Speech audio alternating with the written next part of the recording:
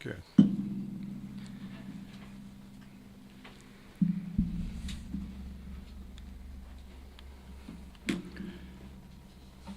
Here we go.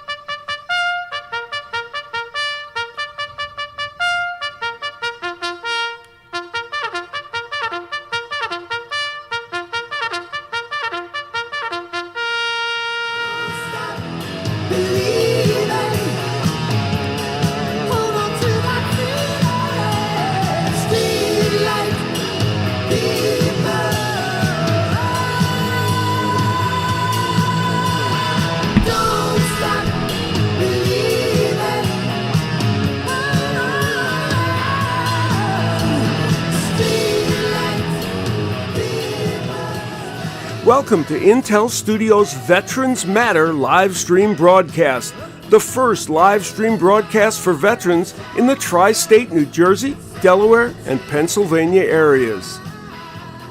Good afternoon and welcome to today's edition of the Veterans Matter live stream broadcast. We welcome all our audience, and it is our sincere hope that today's broadcast will assist and enlighten you, or at least let you know that there's help available if you need it.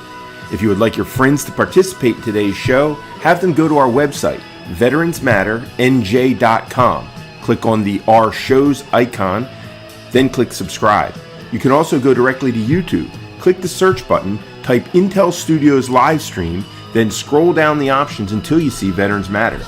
Our phone lines are open throughout the broadcast, and Mike will announce when he will begin taking calls. The phone number is 609-798-4475.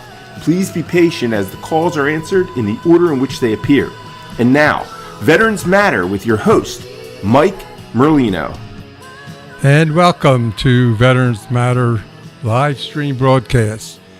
And before I get to introducing today's guest, I just wanted to welcome everybody out there listening. And I want you to know this is a very special broadcast because it gives us a glimpse of what's happening for our veterans at the next to the highest place you can go to get information.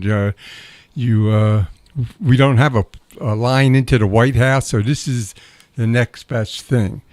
I want to introduce you today a United States Marine Corps veteran, and he's also the Veterans Liaison to our 2nd District Congressman, Jeff Van Drew.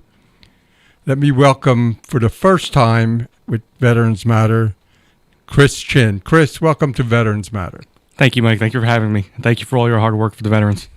You know, Chris, before we get into the more important part of the show, I want to take you back to your days when you're a junior, senior in high school, and you're going to make a decision about what you want to do for the rest of your life.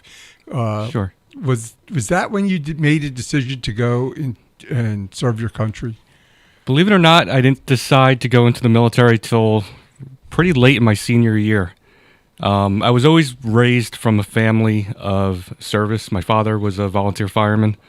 My father actually died in the line of duty as a volunteer fireman up in North Jersey when I was 12.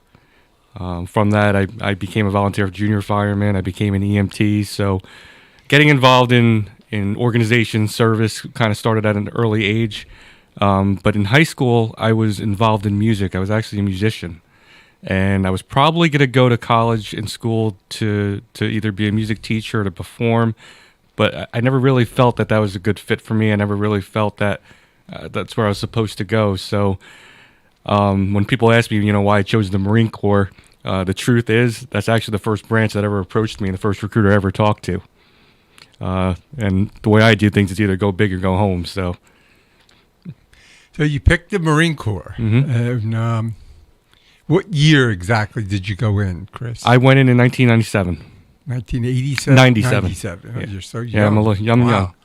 1997, and at that time you were serving under Clinton. George Clinton. Yes.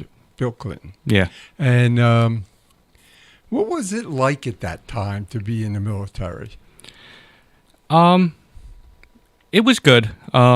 It was, I mean, better than our Vietnam veterans that came home. The experiences that they had. When I grew up, being in the military, it was proud. It was rewarding. People respected it. It was a good time. I served from 1997 to 2001. So What month in 2001? right before 9/11, I got out. Wow. So I got out about 4 months before 9/11 happened. Where were you living at that time, Chris? I was living in New Jersey, in North Jersey, right outside of New York City. When I got out, I was an avionics technician. I was 6412. So I went through electronics school, electrician school, so I became an electrician. I was working for a company that worked on cell phone towers in New York City. So I was actually in New York City during 9/11 when the attack happened. Wow. Were you in Manhattan? Yes. Oh, wow. It must have been a unbelievable time for you, especially just separating from service. Mm-hmm. It had to be a nagging feeling to get down there and help. I wanted to help. I was still a volunteer fireman. I was still an EMT. I did what we could. I was actually with my crew was an assistant chief from the fire department, another EMT. So if you were in Manhattan that day, you could get out. It wasn't that bad. So we got out. We got back home. We jumped in the chief's car. We went back, and we spent probably about the first week there helping out, doing whatever we could. During your time in the Marine Corps, what was your MOS? What was it? 6412. I was an avionics technician, so anything that had a wire going to it on a Huey or a Cobra helicopter, I worked on. So their navigation systems, the radio systems, targeting systems, anything electronic on those helicopters, I worked on and fixed.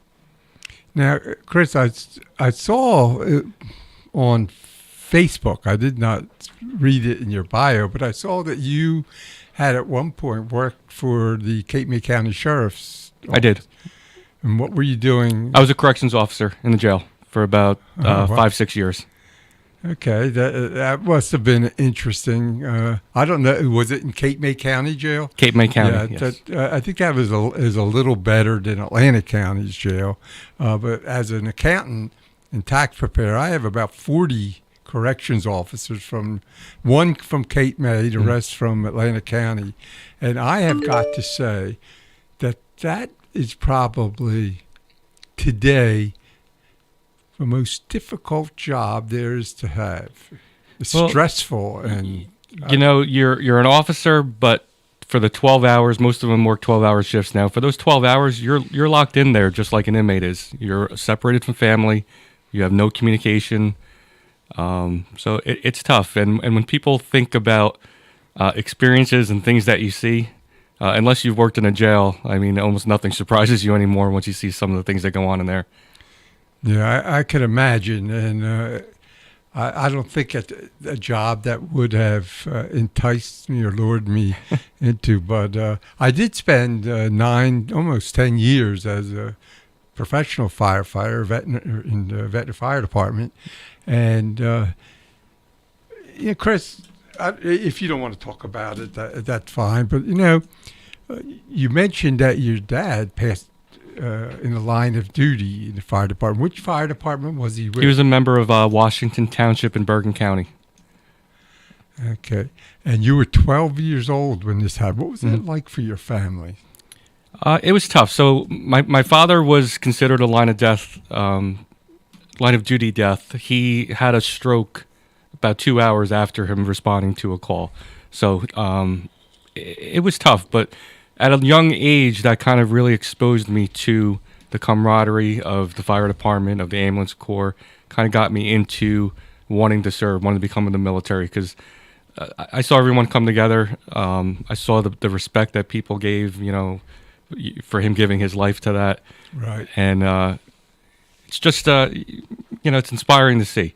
When I go back, people don't have any idea of the real risks that our first responders take. And I can remember going back, I guess it was December of 76. I was on a fire at a marina in Ventnor. And back in them days, we were just starting to wear Scott air packs. I mean, in Ventnor, we couldn't afford to go and get the real apparatus. We had a guy who was into marine works, and he actually made them.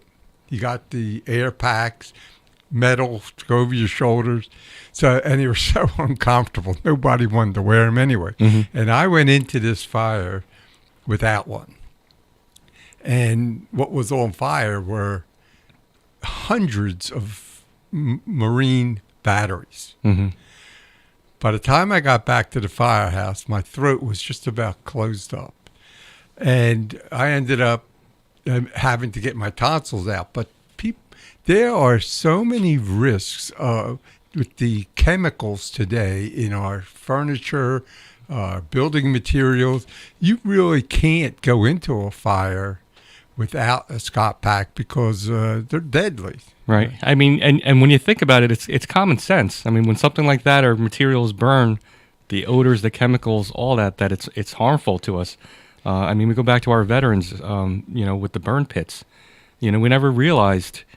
I mean, you should have realized, it's common sense that all that stuff that you put in there that you're burning, it's going to have effects. It's going to have health consequences. So I remember when I went through the fire academy, I mean, that's when they were really starting to get a good knowledge of that. I remember them telling us that, a lot of conditions, just like with the veterans, are presumptive. If you're a volunteer fireman, you come down with certain conditions, lung conditions, they're related to your service, to your... Excuse me. So, Chris, because you separated from service before 9/11, you're not covered with that post 9/11 GI Bill. No, I was Montgomery GI Bill when I was in, which wasn't very good. Because I came out, I tried to go to school, and I saw how much they were covering, and it wasn't very good. Yeah. Did you ever want to make a decision to re-up to I kind of, after 9/11 happened, I wish I could have went back in. I thought about it a couple times, but I think I've always kind of kept myself involved and relevant and trying to do my part. Because even right after, I immediately joined the fire department again, got into law enforcement. So I've always had a part to... Right. It's interesting because I've heard of quite a few Marines that left the service, and when they went back in, they couldn't get back into the Marine Corps. They had to go in the Army, right, or some other branch. I don't know if that's something that's that's everybody. Once you separate from the Marine Corps. I'm not entirely sure. I know with my MOS, I know there was a pretty good reenlistment bonus to stay in with the avionics. Most of the guys that get out wind up getting jobs in the corporate field, either with a corporate helicopter or private, air company. But I never really looked into it as far as going back in. But most of them do want to do either reserve time or National Guard or Coast Guard. So, Chris, after you left being a corrections officer, what did life take you to after that? After I left being a corrections officer, I went back into the field of electronics. I kind of worked for a couple companies doing service technology stuff, but I founded my own nonprofit at that time. It was actually called Cape May County Strong. So we responded to areas around the country after natural disasters. So I responded to Hurricane Harvey after Houston, Texas. I went to the Florida Panhandle after Hurricane Michael. I went to North Carolina after Hurricane Florence. So we basically brought materials and supplies and helped out the best that we could right after areas that were getting hit by that. Because we found, after a natural disaster, after a hurricane hits, you have help that comes in from the federal government, but there's a little bit of a time window there till that gets there. So we tried to provide, the immediate assistance right after that. And how long was Cape May Strong active? It's still active. I don't really have too much of a part in it anymore with my schedule, but it is still active. There are people Were you active with it during Superstorm Sandy? Did you? Not during Superstorm Sandy. I was actually still in the jail working for the sheriff's department at that time. But I did go to Hurricane Michael, which was the Category 5 storm that hit Panama City, Pensacola. And, like 9/11, you don't really grasp the magnitude of something like that until you see it in person. Man, a Category 5 storm, to see the damage of what nature can do, it's just unbelievable. So to get to see that firsthand, and we were down there, we were helping people. It's just amazing. It's something that when it's in your blood, to whether it's being a first responder or responding to these emergencies across our country, especially catastrophic, it just takes special people. Mm-hmm. And of course, you wind up, I'm not sure what year it was, Chris, when you hooked up with Congressman Van Drew. What? It was actually because of my nonprofit and the attention that I was getting on the media with that, that kind of drew him to us. So we had our first fundraiser for that nonprofit, and everyone knows Congressman Van Drew. I mean, if you're doing something special in his district, he's going to recognize you. He's going to give you some recognition. So he came to our first fundraiser. And he was congressman. He was a congressman. Okay. Yeah, he had just been elected. He was in office for about 2 months. Came to our first fundraiser, gave me a congressional proclamation, and the discussion started working. It's like, hey, I don't have somebody in the office to take care of the veterans items. You're doing a great thing. You have great connections. We'd love to have you think about coming on board to take care of the veteran stuff. Mike Francis, who was Congressman Lobiando's veteran liaison, he stayed on with Congressman Van Drew for the first 6 months to transition on. Right. So got to meet Mike, got to work with Mike a little bit, kind of got to work together. I mean, Mike's a great person, and guy. To fill into his shoes just a little bit, I'm trying to do the best that I can to take on. It's interesting, Chris. During the beginning of Congressman Van Drew's tenure, of course, he was in the Democratic Party. But, it's funny.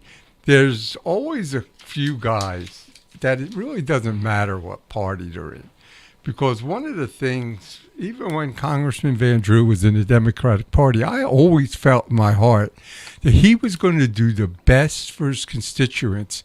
It didn't matter. It didn't seem to matter to him. If a bill came across that the Republicans had put through, and it helped his constituents, he was going to support it. And I still feel to this day, I can't stand party politics. Right. I really dislike, he supported the Democrats or he supported Republicans. I think that is such an immature way to look at what our country needs. And you were pretty lucky to be there to see that all unfold under him.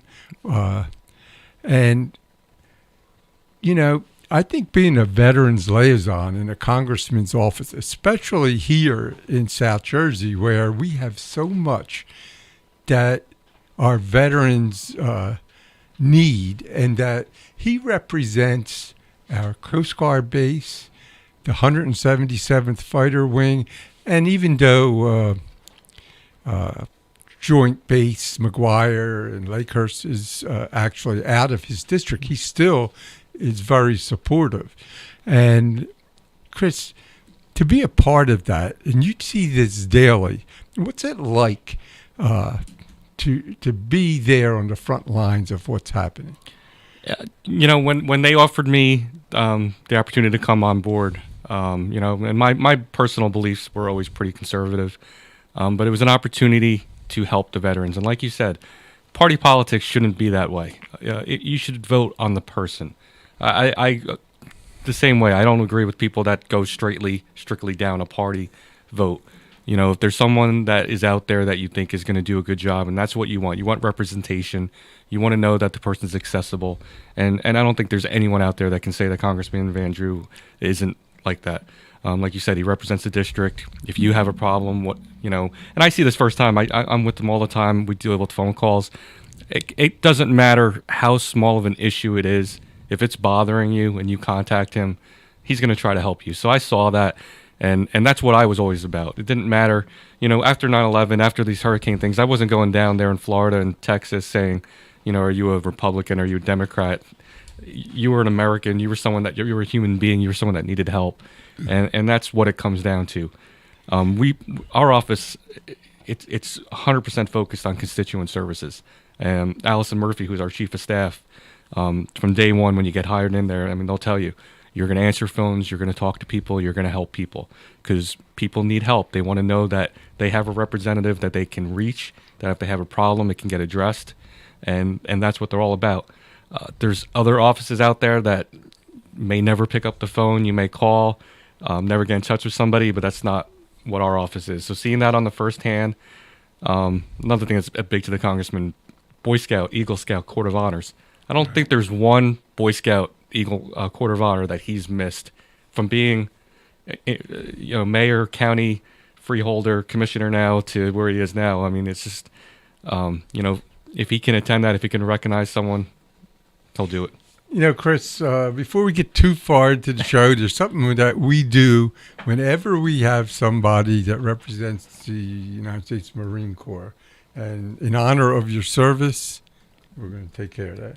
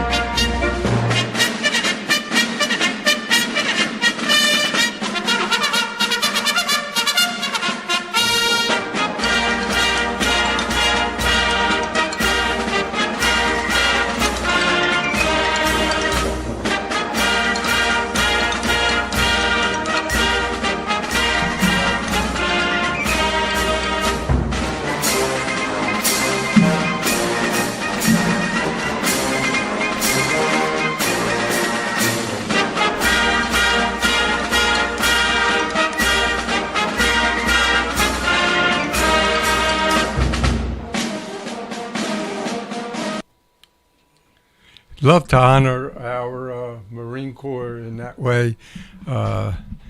Chris, did you ever attend the Marine Corps Law Enforcement Foundation dinner? No. Unbelievable. I usually get a table for 10, and to sit there, or actually stand there, when that Marine Corps band comes through and plays that, the hair just stands up. Absolutely. Get goosebumps. It's amazing. Probably the most recognized military song there is. One of the things I want to mention to our listeners, you could call in if you have a question for Chris, 609-798-4475 anytime now. Feel free to give us a call. One of the things, this show is not always 2 hours long. A lot of people understand that we only stay on as long as it's interesting for our listeners, because it can be tiresome in some ways. But one of the things, Chris, that's unbelievable, you mentioned your start in the congressman's office as a Veterans Liaison, and you mentioned Mike Francis's name. I rode with Mike Francis for many years in the American Legion Riders out of Post 352, and I can remember the work he did under Congressman LaBiondo. And you're really a lucky guy, I think, because the last two congressmen that we've had, Congressman LaBiondo and now Congressman Van Drew, were just so supportive of our veterans. I mean, you couldn't ask for more. And being a vet yourself, What's it mean for you to have someone like Congressman Van Drew standing up for veterans? Like I said before, you want to know that you have a voice when it comes down to it. I'm a veteran. I deal with the VA all the time. I'm currently going through issues right now with the VA. It's frustrating to think about some of the things that the VA and the hoops that they make you jump through. And I'm a relatively young person. I'm pretty good with technology, but it's amazing that to think that we make some of our veterans go through the things just to get coverage, to get benefits.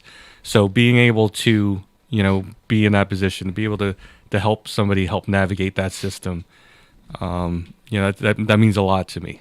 Because, our veterans deserve every bit that comes to them. And a lot of them don't even know what's available out there. I mean, I from the Marine Corps League, my post down in Cape May Courthouse, I remember someone had asked me, they said, I'm a bus driver, and part of my CDL, I have to have hearing aids. I can't afford them.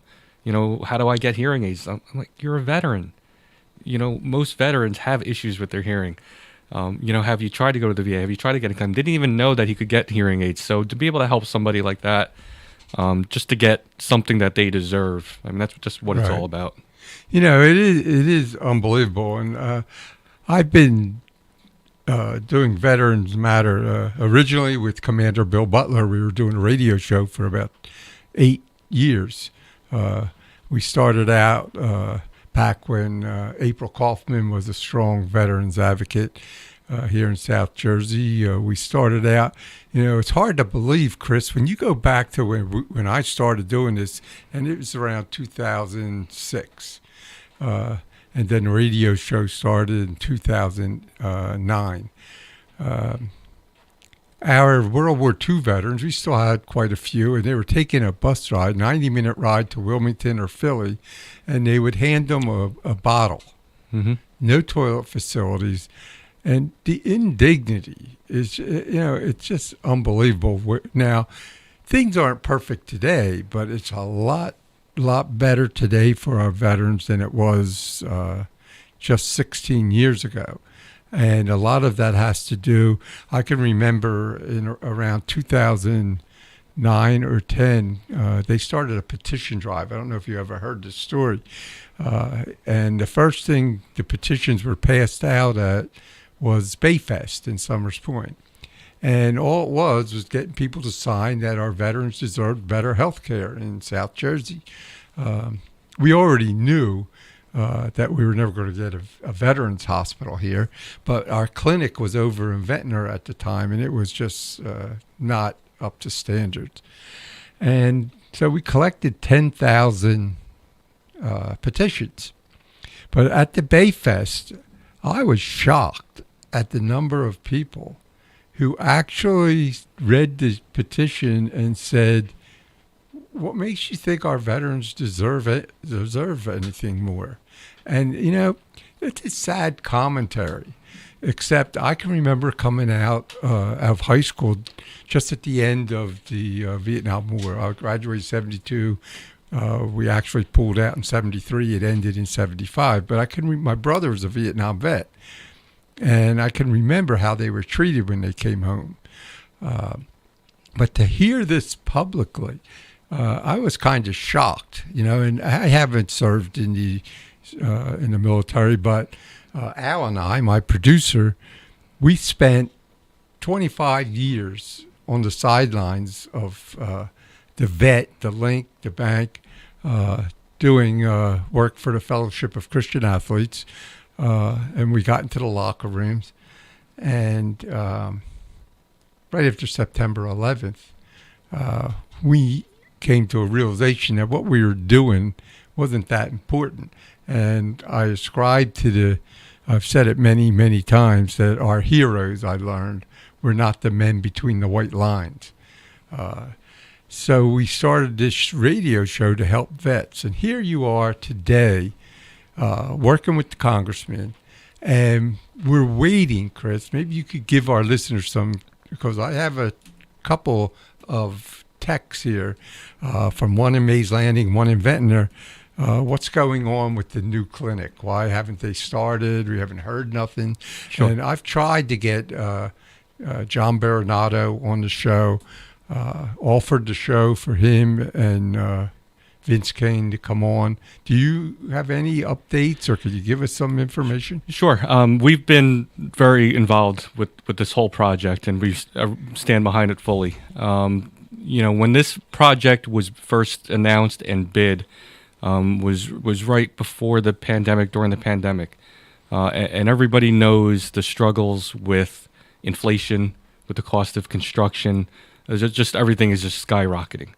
So basically what the issues and some of the complications have been were, the price that it was quoted at back then, nobody could do that today at that same price. If anyone's done construction in their home, you see what it is. I think the congressman himself, replaced some of the decking in his house, and it was almost 8 times more money than it was, prior to the pandemic. So that's part of what some of the delay was. Some of it also was some of the new state requirements for the environment with the basin, with the tidal water, some of the things that they were making them go through. So that's part of the delays. But we've been working, day in and day out. We've been working with the state senators who have been behind it as well. This isn't a partisan issue. Nothing but our veterans usually are partisan. So everyone is behind this. As far up as we can go. I just had a seat at a table at the Senator Carper Summit in Delaware. And I know it's Delaware, but Wilmington VA is what we fall under here in South Jersey. And I talked to the Secretary of the VA. I talked to the Undersecretary of Health. I talked to President Biden was actually there. And I talked to all of them, and I said, we need to get this done. We need to do this. You're giving the developer, and it's not the developer's fault that these costs are rising, and this has to be across the board. So we need to dig into this a little bit more of why this project's being given a hard time. But I think we're on a right path right now. It is still moving along. I know it's beyond what it should have been, but things are still moving forward. And I think when this is done, the veterans here in Atlantic County are going to have something that we're proud of. And the main thing is not just to do something to get something done, to make sure we have it the right way. So part of the discussions with this, we were actually able to add some services into this that we weren't going to have originally. I think when they were going to build this building, there was about 8,000 square feet that was going to be vacant. It was going to be for future use. Well, now that we're looking at it, now that we're kind of looking at the numbers for the contract, gave them the ability to say, okay, well, we need radiology services down here for the veterans. So they added the radiology. Now we're looking at mental health. We're looking at the possibility for dental. So it is a good thing. Sometimes, the little bit of a pause, I know it's frustrating, especially for what our veterans here in South Jersey have gone through and what we've been through. I know we always feel like we're forgotten. We're working on it. And I promise you, when this is done, at the end of the day, this is going to be something that for generations we're going to be proud of, to look back at what we have here. Chris, I can remember when Vince Kane and John Baronato, it was about 13 months ago. It was right before Christmas of 2021 when they were in here. And at that time, they thought they were going to be able to start the building. And when I heard that it was fronting Route 9, I had already built the Veterans Commerce Center out on the Black Horse Pike. And I just, in my mind, I'm thinking to myself, man, the permitting for a city, county, state road, what they're going to have to go through, not counting Soil Conservation District, CAFRA, Pinelands, whatever else is involved. And I just saw a lot. And then, of course, like you mentioned, with the economy and construction costs skyrocketing. But our veterans need close diagnostic services. If you need an X-ray, an MRI, CAT scan, you're hurting. There's a reason that you need it, and have to go 90 minutes to Wilmington or up to Philly. That's just not right. The only thing I can say is we are working. This is something that is very important to the congressman. Let me ask you something, Chris, in that direction. If you're a veteran and you're suffering and you need a CAT scan or an MRI, will the VA let you go locally, or you have to go to? No, if that has gotten better. A lot of the community services have been getting better. I'm not going to say it's perfect. It's not perfect, but they do have contracts locally with AMI is a big one. So I know even personally, my last couple X-rays and diagnostic tests I've had to have, they've been able to get me right into AMI here. I don't think I've actually gone to Wilmington for something unless I wanted to in a long time. I think the last time was like dermatology. They wanted me to go to Wilmington, but if you bring up that concern to your doctor, you either let them know you can't drive or for whatever reason, for the most part, they'll do their best to try to find something local for you. I'm not going to say this is perfect. We're getting there. But like you said, too, it's gotten, and I remember when I first got into the VA healthcare system, this is back in probably like early 2005-ish area. I couldn't even get an appointment at the Coast Guard base when the clinic in Cape May County was on the Coast Guard base. They weren't even accepting new patients. So even when I lived down in Cape May County, I was driving up here to Atlantic County to get an appointment. So we're getting better. Chris, when I think about some of the issues, some of the news of the day, I've been trying, and I hope the congressman may be listening, but one of the things I want to tell our listeners is that if you don't catch the whole show or you want to hear something, you can always go to veteransmatternj.com and click on the Our Show circle, and this show will forever be in our queue. If you go there before the next show, it'll of course be the first in line. And tonight when I get home, I'll make sure I put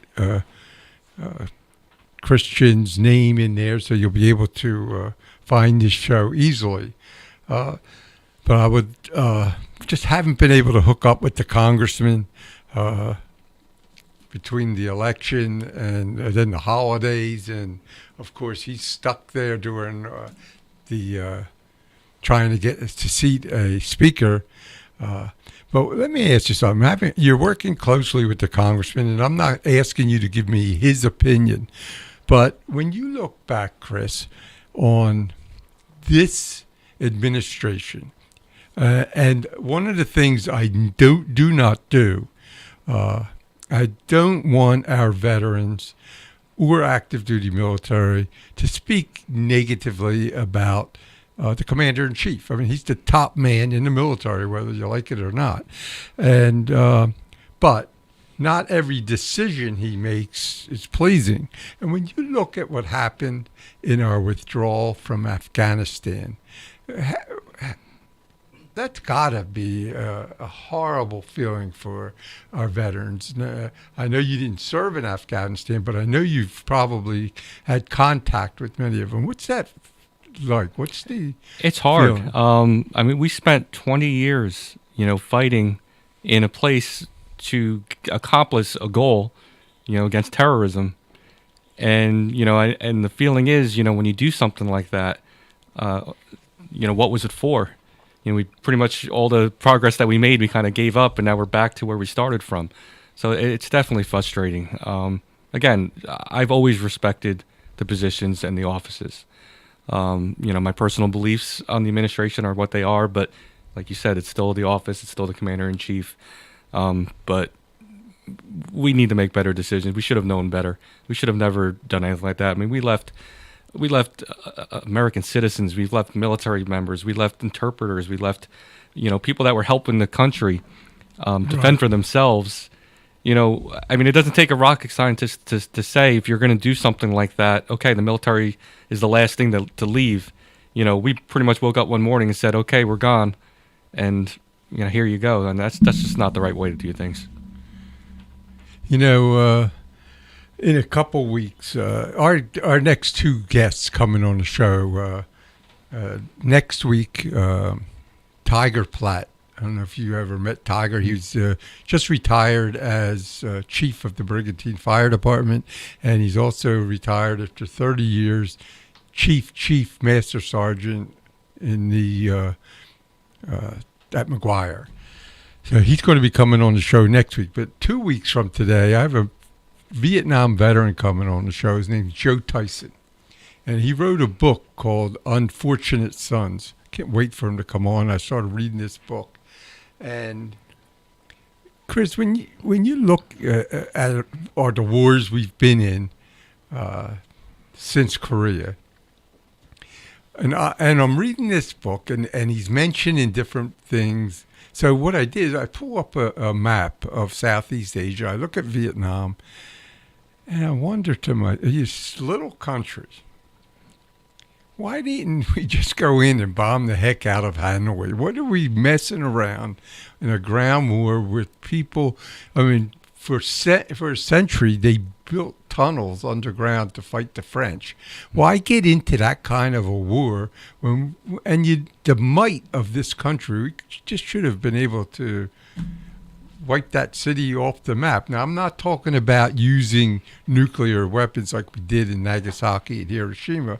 I'm just talking about bombing it, regular, warfare, and get out of there. I mean, when the politics enter war, it's just never good. Right. I mean, you always have options, and I mean, it's easy to play Monday morning quarterback to a lot of these situations. I mean, who knows what decisions went in. I think anytime that you can, I mean, I know there's certain times where you have to be on the ground and deal with some of that, but anytime you have the ability to, keep our service members out of harm's way and still accomplish a mission, I think that always should be our ultimate goal. I know when you're in some of these situations, especially from Afghanistan, the Middle East, it's so hard with the civilians, and because they don't use those like traditional warfare, they use those as kind of shields, and it's just hard, when you get into those situations to. You're listening to Chris Chin, United States Marine Corps veteran and Veterans Liaison to Congressman Van Drew's office. You can call us at 609-798-4475 if you have a question for Chris or just a need you have. Please feel free to give us a call. Chris, when you think of all the years we spent in Afghanistan and you look back at the history, it was only in the 80s that Russia's whole economy collapsed because of the war in Afghanistan. I mean, you're not fighting on an even field there. Right. It was kind of crazy, and to think when President Trump was in office, he had a very good plan to withdraw from there, and. One of the things I read about in this book was I think they're called thermite grenades. Every tank operator had a thermite grenade, and if they were going to be captured or the tank broke down, you get out, you drop that grenade to make sure that it's out of commission. And for us to leave billions of dollars. The worst was 13 Americans dying, soldiers, and then to leave all that military equipment behind. And this administration does not seem to have, I don't know what went into the thoughts behind the scenes on that decision. I don't think anyone in their right mind would if you were going to ask anyone of how they would handle that or how they would do that themselves, I don't think there's one person that would have done it the same way. It's just crazy to think of that. There's people that have fought, there's people that have died to betray their own country to help the United States, and we just turned our backs, we left them. something that our office is dealing with currently, and something the congressman's actually going to be on the news tonight talking about. There's an Afghan soldier. His name's Wasi. He was a commando in the Afghan army. He fought alongside our U.S. Special Forces. We trained him. We fully vetted this guy. We trained him. He betrayed because he believed in the United States mission against terrorism, and fought with us and helped us. And God knows how many lives he saved because of that. And when we pulled out the way that we did, we left those people there without anything. And we saw on the news, as soon as we did that, the Taliban went through the streets and they were looking for people that were interpreters that helped the U.S., that went against them. Right. And they were torturing them. I mean, they were getting shot on the streets just to set an example, to get their power back.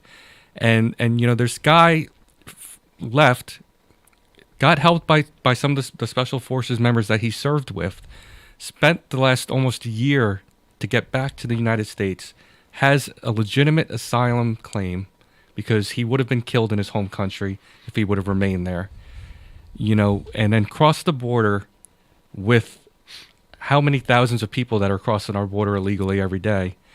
Yet this guy who risked his life, who fought, who finally got to the United States, we're keeping this guy in a Texas detention center right now, charged with a federal crime for crossing illegally. And if we send him back, we know what's going to happen to him. And in the exact arrest report, when he got arrested, it tells him in there to contact his consulate. His consulate's the Taliban, the people that are looking for him. And this is what we're doing to him. He has a brother who is a U.S. citizen who was an interpreter. He came on a special visa. He got the asylum, and he's in the United States. And he can't even get out of this detention center, get out even on parole while he's here waiting for a trial to spend with his family. It's just a disgrace what we're doing. It is very sad. And when I read this about him, I actually went on and saw that Abdul Wasi Safi. Mm-hmm. The day that the withdrawal happened, I got a call from him. He was serving in the army in Italy at the time. I'm sure Lieutenant Colonel Glenn Batchiger. And he called here the morning of the show to ask me to get in touch with Congressman Van Drew because of that. He had worked with these interpreters, and from what I hear, I haven't had an opportunity to speak to Congressman Van Drew about all this, but the State Department wasn't willing to help anyway. And that's the people who was, a congressman can only do so much. I think you have to take it to the State Department, correct? Yeah, we've been behind this to try to get some coverage on it. You're right. There's only so much that we can do. There are a couple members of Congress that are behind this. Not only do they want them to, let him out on parole while he's waiting for his trial, but the president should pardon this guy. I mean, he is a legitimate asylum seeker. There are, like I said, thousands of people coming across this border seeking asylum that aren't really true, don't have a true asylum claim, but they just want to come to the United States, which, this is the greatest country in the world. This is where everyone wants to be, but there's a right way to do it. So there are members of Congress. It actually became bipartisan. There was actually a Democrat Texas congresswoman who just got on board with it. The congressman's going to be on the media tonight going about it. These people that were fully vetted, and nobody has a question about who this guy is. He's been fully vetted, went through background checks, trained with the U.S. We shouldn't be doing this to him. Chris, we're going to take a break. Let us catch our breath, and we'll be back in just a moment.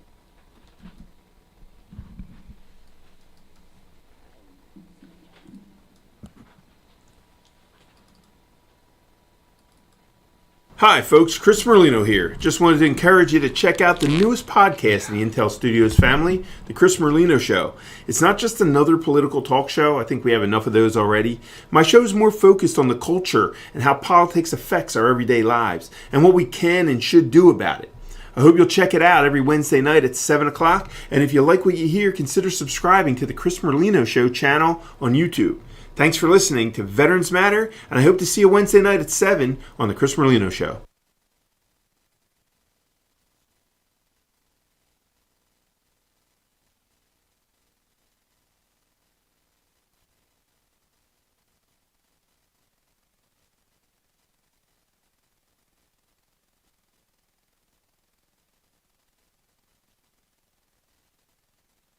On November 8, 1965, the 173rd Airborne Brigade on Operation Hump, War Zone D in Vietnam, were ambushed by over 1,200 VC. 48 American soldiers lost their lives. Severely wounded and risking his own life, Lawrence Joel, a medic, was the first living black man since the Spanish-American War to receive the United States Medal of Honor for saving so many lives in the midst of battle that day. Our friend Niles Harris, retired 25 years United States Army, the guy who gave Big Kenny his top hat, was one of the wounded who lived. This song is his story. Caught in the action of kill or be killed, greater love hath no man than to lay down his life for his brother.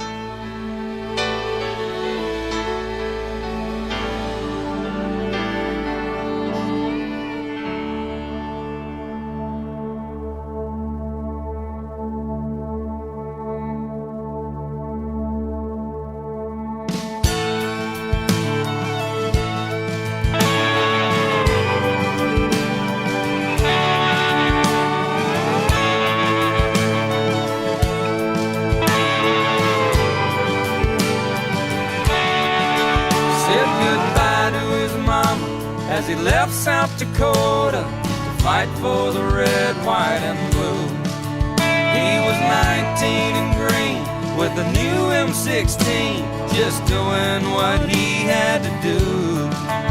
He was dropped in the jungle where the choppers would rumble with the smell of napalm in the air. Then the sergeant said, "Look up ahead." Like a dark evil cloud, 1,200 came down on him and 29 more. They fought for their lives, but most of them died in the 173rd Airborne. On the 8th of November, the angels were crying as they carried his brothers away. With the fire raining down and the hell all around, there were few men left standing that day. Saw the eagle fly through a clear blue sky. 1965, the 8th of November.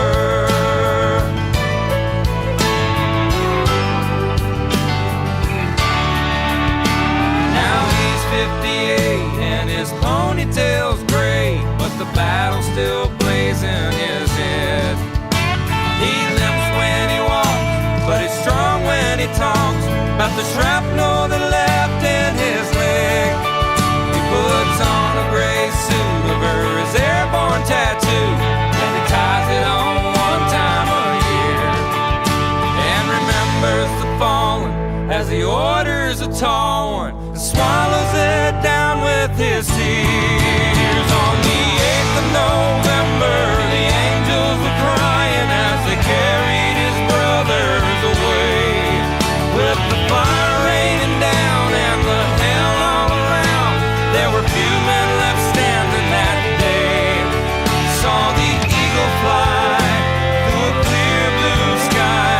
1965, the 8th of November.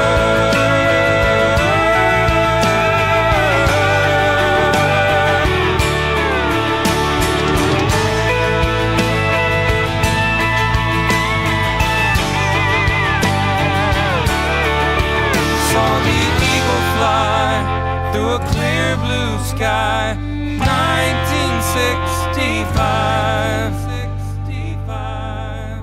On the 8th of November, the angels were crying as they carried his brothers away. With the fire raining down and the hell all around, there were few men left standing that day. On the 8th of November, the angels were crying as they carried his brothers away. With the fire raining down and the hell all around, there were few men left standing that day. Saw the eagle fly through a clear blue sky.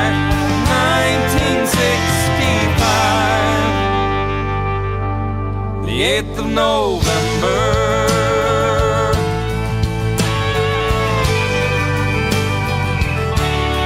8th of November. 8th of November.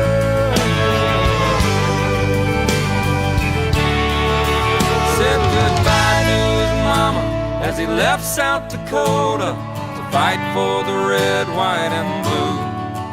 He was 19 and green with a new M16, just doing what he had to do.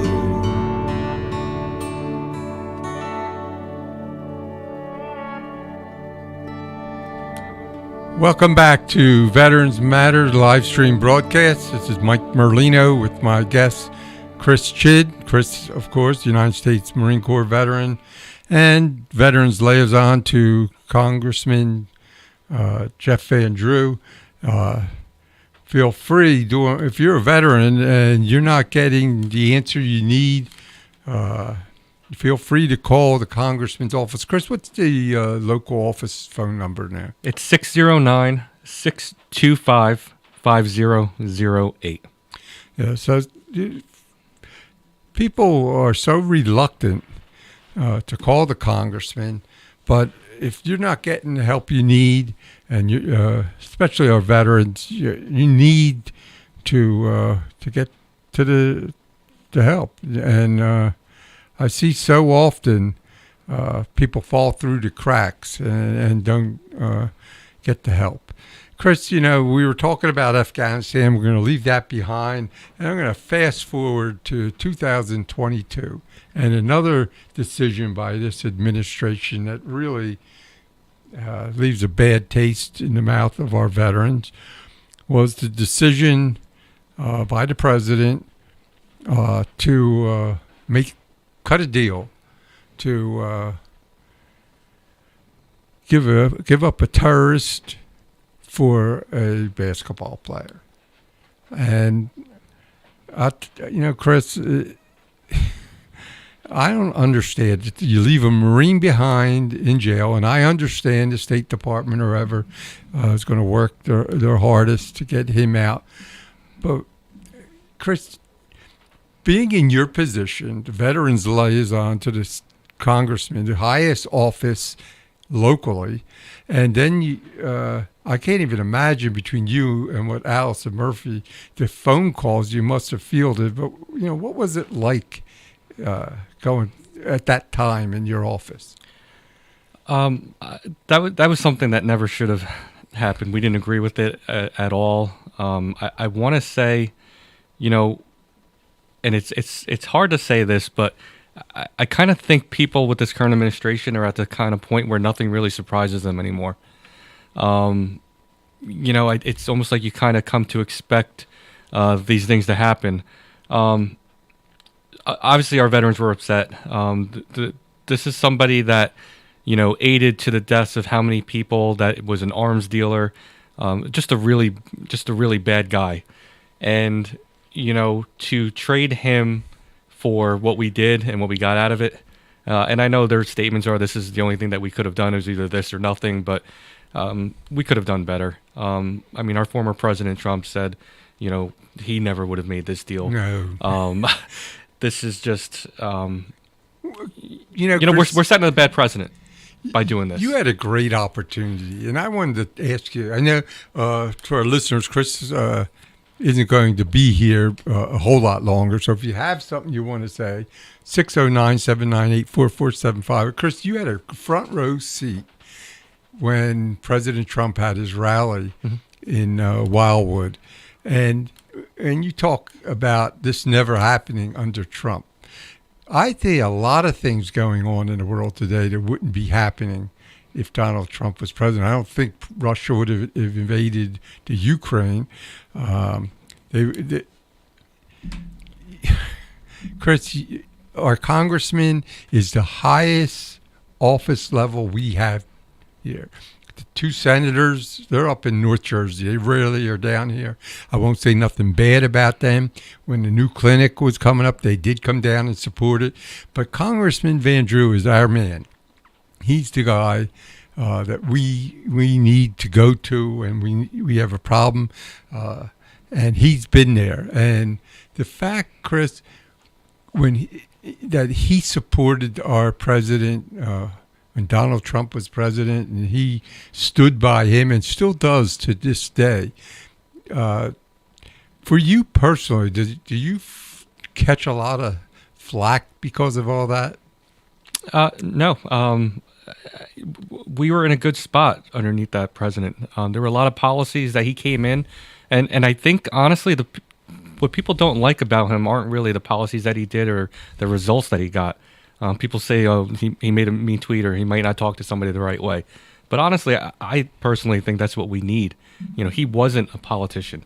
He came into Washington and he turned a lot of things around that weren't done the normal way, the normal processes. I think that's why a lot of people hated him for it. It just exposed a lot.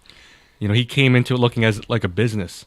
He said, these are bad deals for our country. And with the policies that he did with the economy, with immigration, you're right.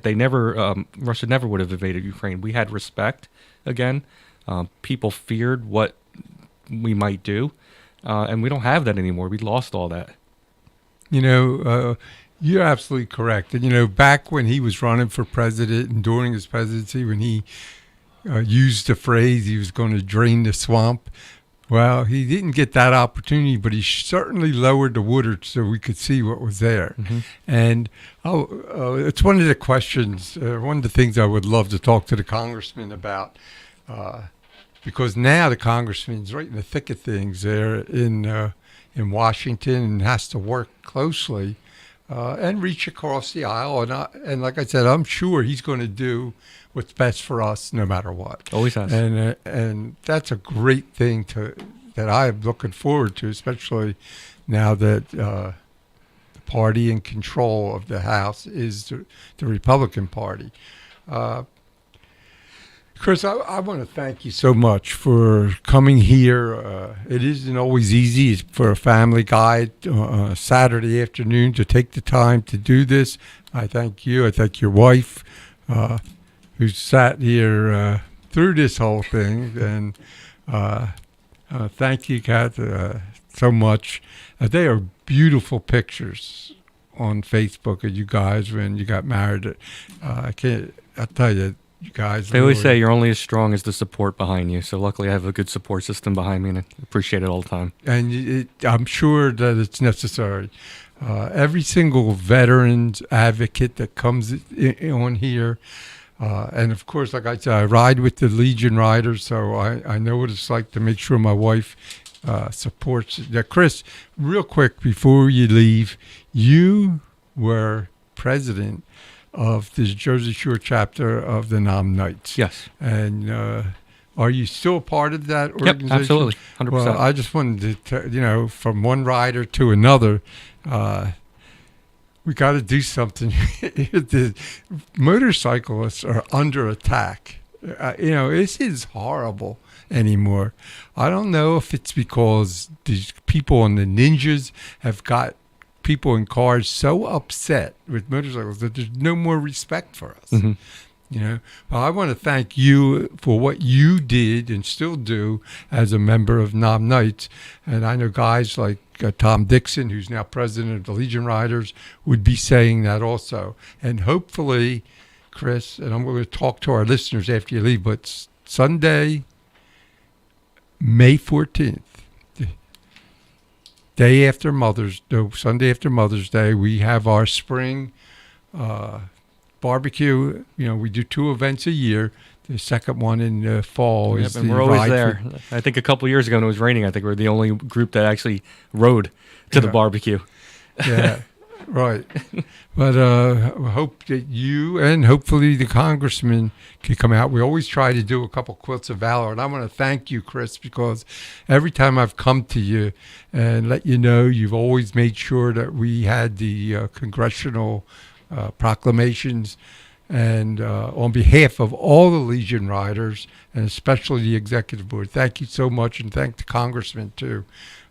When you guys came out the last ride for the vet in October, that was really special. Thank you so much. Yeah, my pleasure. I appreciate it. And Chris, if you ever want to come on, just contact me. If there's something from the congressman's office that you want our listeners to hear, you call in anytime. I appreciate it.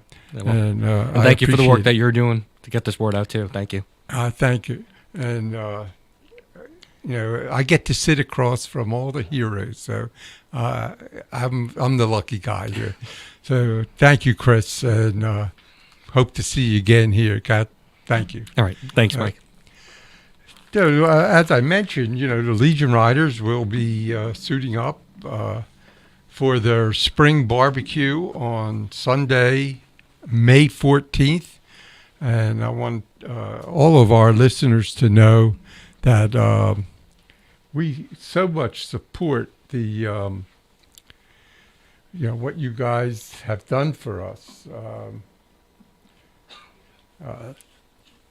It's been a heck of a ride. I've been a part of Legion Riders since January of 2009. So we're going on to our 14th year. President Tom Dixon and the rest of the executive board, they just had their elections. And just to thank the people, guys like Dave Eastlack, who has served on the executive board for many, many years, who stepped down this year. He's still going to be out there riding, but he's no longer on the executive board. I want to thank Dave because I had the best seat in the house for 6 years riding next to him. We had a real close-knit executive board at that time. And then after Dave's presidency ended, I was lucky enough to be chosen as president, served for 3 years with another wonderful executive board. And I've been on the executive board actually since the existence. So this is going into my 14th year, and I want to thank all the guys, especially President Tom Dixon, Vice President new this year, Cowboy Don Landry,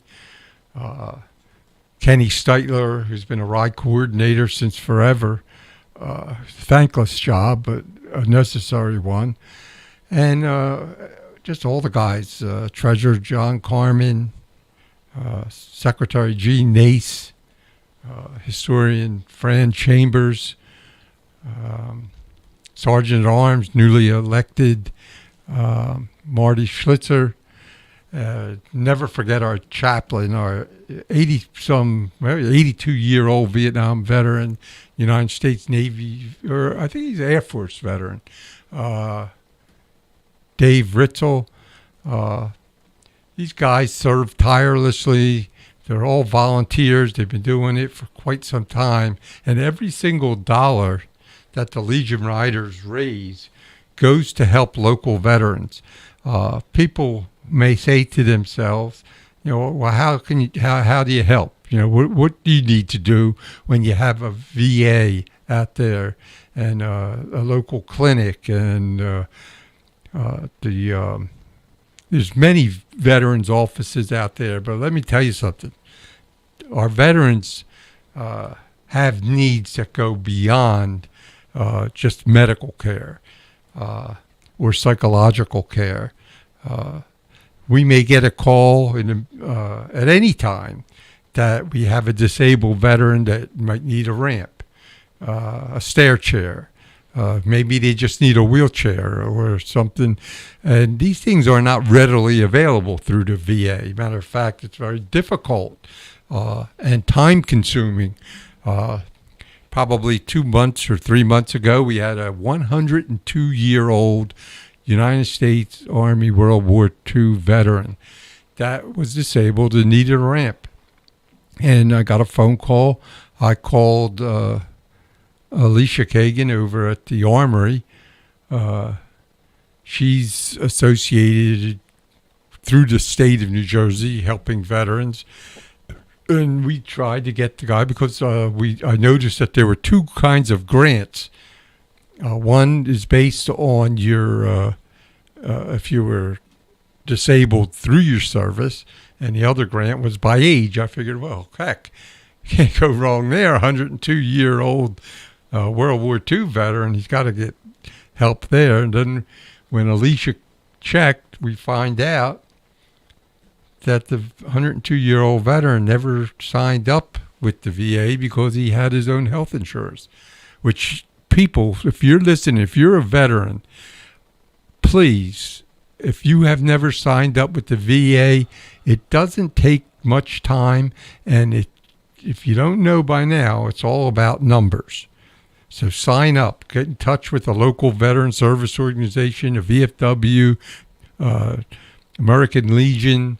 You could call this show, you could email me, whatever it takes. I'll get you in touch with somebody. You need to sign up. Well, anyway, this 102-year-old World War II veteran, find out he never signed up with the VA. So when they checked, they told me he would have to be a member of the VA, signed up for a year before he would be considered a 102-year-old veteran. Can you imagine? So the Legion Riders took it under for themselves. President Tom Dixon and a few other guys went and got the guy a ramp, put it together, and now he's taken care of. These are the things you don't think about. And our Legion Riders, this would not be possible without the two events that we do every year, the spring barbecue and then the ride for the vet. The difference between the two, they both are held at Post 352, First and Pennsylvania Avenue in Summers Point. The thing about the events, they're very similar, except that the fall event, which takes place in October, it coincides with the ride. It usually starts out at Atlantic County Harley-Davidson. I thank Ben and his wife for their hospitality through the years. Do a great job setting up there. And then they would ride to 4 or 5 stops before they come back to the Legion. But the spring barbecue is strictly, you can purchase tickets from any Legion Riders, or you can buy them at the door. It's a great event and an opportunity to rub shoulders with the local heroes, the men and women that have served and done so much for every liberty and freedom that we enjoy. That's why I do this show. I never served in the armed services. My dad was a decorated World War II veteran. My brother was a Vietnam veteran. And I do this to honor them, especially my dad, who he'd passed in 1992, and I never got a chance to thank him for his service. It wasn't a great time in America for patriotism ever since the Vietnam War ended in 1975, straight up to when the Twin Towers were attacked. Patriotism only had a short glimpse of real patriotism when we were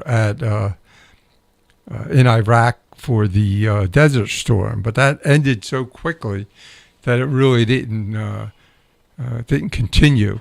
But when the Twin Towers were attacked and our Congress stood on the steps outside, all holding hands and praying,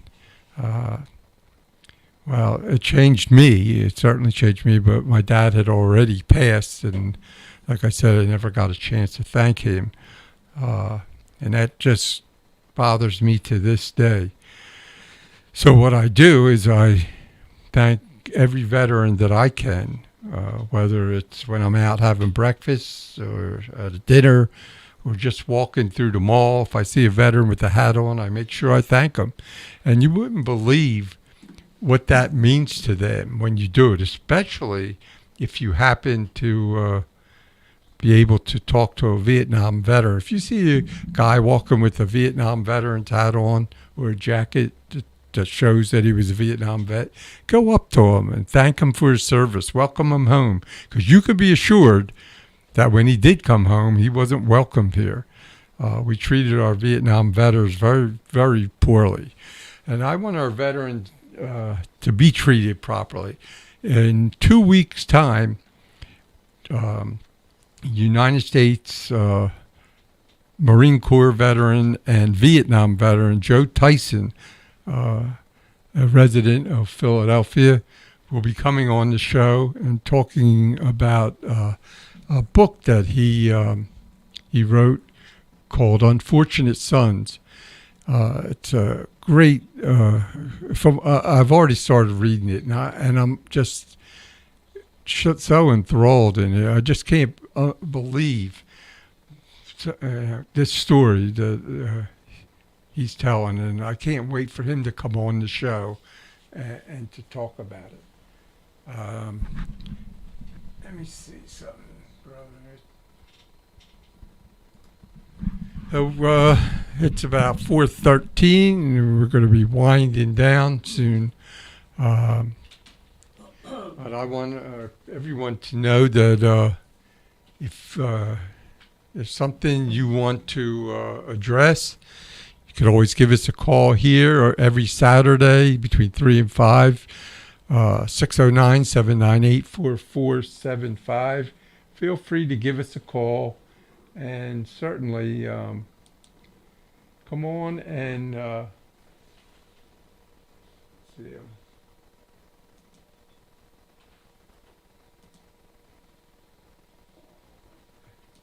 Looks like we're having a little.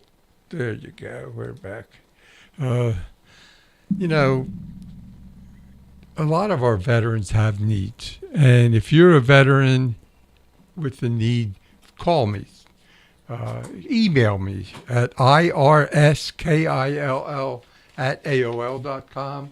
I'll be glad to get you in touch with one of our veteran service officers, or if you're in Cape May County, Jackie Hinker is available. And if you got a paper and pen, I'm going to give you some names and phone numbers.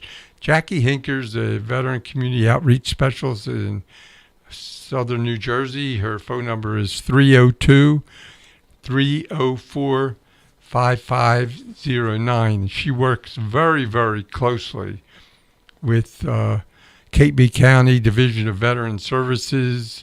Veteran Service Officer is Dave Louderback.